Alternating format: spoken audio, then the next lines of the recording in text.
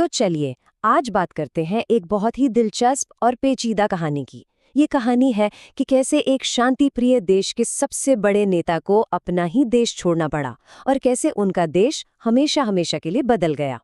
तो कहानी शुरू होती है मार्च 1959 में। जगह है तिब्बत की राजधानी ल्हासा। दलाई लामा को चीन की सरकार से एक बड़ा ही अजीब सा न्योता मिलता है। उन्हें एक थिएटर परफॉर्मेंस देखने के लिए बुलाया जाता है, पर शर्त यह है कि वो अपने बॉडीगार्ड्स के बिना अकेले आएंगे। अब सोचिए, एक तरफ ये न्योता और दूसरी तरफ चीनी सैनिक पहले से ही पूरे ल्हासा शहर को घेरे हुए थे। ऐसे में तिब्बत के लोगों के मन में डर बैठ गया। उन्हें लगा कि ये कोई दोस्ताना बुलावा नहीं, बल्कि उनके सबसे बड़े नेता को गिरफ्तार करने या शायद उनकी हत्या करने की कोई खतरनाक साजिश है। और इसी डर के जवाब में हजारों आम लोग सड़कों पर उतर आए। उन्होंने दलाई लामा के महल पोटाला पैलेस को चारों तरफ से घेर लिया। मतलब एक इंसानी ढाल बना ली, ये ठानकर कि चाहे कुछ भी हो जाए वो अपने नेता की रक्षा करेंगे। माहौल में तनाव बहुत ज्यादा बढ़ चुका था और इसी बढ़ते तनाव के बीच एक बहुत बड़ा फैसला लिया गया। एक ऐसा फैसला जिसने आधुनिक इतिहास के सबसे मुश्किल और हिम्मत भरे सफर की नींव रखी। तो 17 मार्च 1959 को अपने स्टेट ऑरेकल, जो एक तरह से उनके मुख्य आध्यात्मिक सलाहकार थे, उनके कहने पर दलाई लामा वहां से निकल पड़े। ये कोई आसान सफर नहीं था। एक आम सैनिक का भेष बदला, चीनी फौज के हवाई जहाजों से बचने के लिए सिर्फ रात में सफर किया, कीड़े मकोड़े खाकर गुजारा किया, 2 हफ्तों तक हिमालय के खतरनाक पहाड़ों को पार करते रहे। इस सफर में उनकी मदद की CIA से ट्रेनिंग पाए तिब्बती गेरिला लड़ाकों ने। और फिर 31 मार्च 1959 को दलाई लामा ने भारत में कदम रखा, जहां उन्हें राजनीतिक शरण दी गई। देखिए, ये एक ऐसा फैसला था जिसने न सिर्फ एक निर्वासित सरकार की नींव रखी, बल्कि तिब्बत का भविष्य ही बदल दिया। पर सवाल ये है कि आखिर ये नौबत आई ही क्यों? इस पूरे संघर्ष को समझने के लिए हमें थोड़ा टाइम में पीछे चलना होगा और तिब्बत को उस तरह देखना होगा जैसा वो पहले था।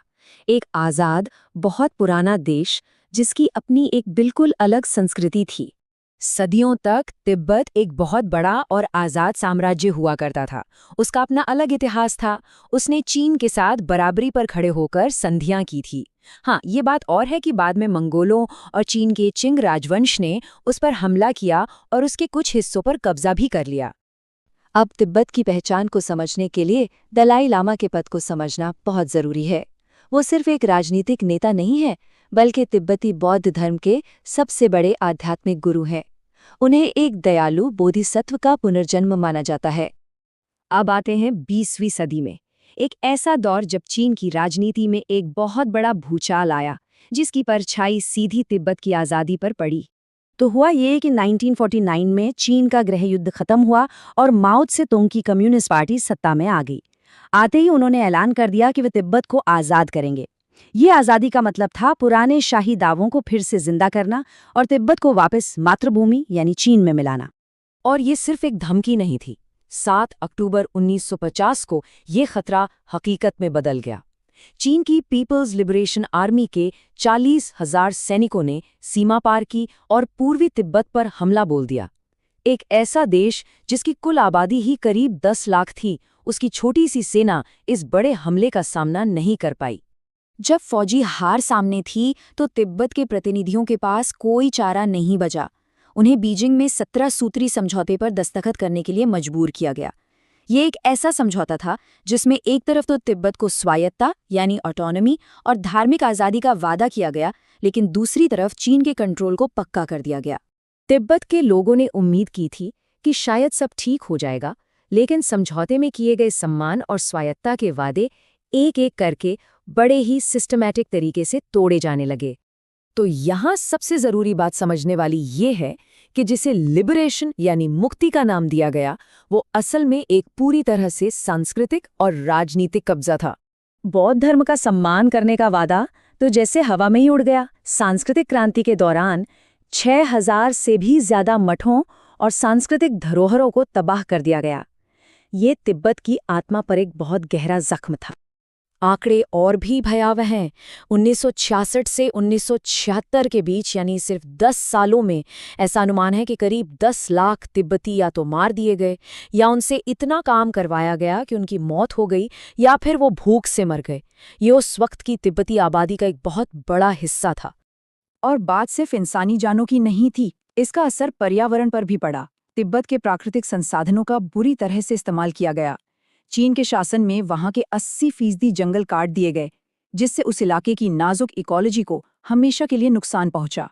लेकिन तिब्बत के लोगों ने हार नहीं मानी। उन्होंने कई बार विरोध किया, विद्रोह किया, पर हर बार उनके प्रतिरोध को जबरदस्त ताकत से कुचल दिया गया, जिसका नतीजा दशकों से चल रहे मानवाधिकारों के हनन के रूप में सामने आया। और ये सब हमें आज के दौर में ले आता है, जहां तिब्बत और उसकी अनूठी पहचान का भविष्य एक धागे से लटका हुआ है। आज के समय में सबसे बड़ा और सबसे अहम मुद्दा है उत्तराधिकार का, मतलब अगले दलाई लामा कौन होंगे। अभी के दलाई लामा 80 साल से ज्यादा के हो चुके हैं और इस बात को लेकर एक बड़ा टकराव है कि उनके उत्तराधिकारी को कौन चुनेगा। क्या ये तिब्बत की हजारों साल पुरानी परंपरा के हिसाब से होगा या फिर चीन की सरकार तय करेगी? देखिए, तिब्बत में जो हो रहा है वो कोई अकेली घटना नहीं है। ये चीन की एक बड़ी पॉलिसी का हिस्सा है, जिसके तहत वो अलग-अलग संस्कृति वाले इलाकों को अपने में मिलाना चाहता है। इसका पैटर्न हमें शिनजियांग, हांगकांग और ताइवान के प्रति चीन के रवैये में भी साफ-साफ दिखता है। और ये सब हमें एक बहुत ही गहरे और आखिरी सवाल पर लाकर छोड़ देता है। जब किसी संस्कृति का सबसे बड़ा आध्यात्मिक नेता देश से बाहर हो और उस संस्कृति पर ही खतरा मंडरा रहा हो, तो क्या वो अपनी पहचान को आने वाली पीढ़ियों के लिए बचा पाएगी? ये एक ऐसा सवाल है जो सिर्फ तिब्बत के लिए नहीं, बल्कि पूरी दुनिया के लिए मायने रखता है।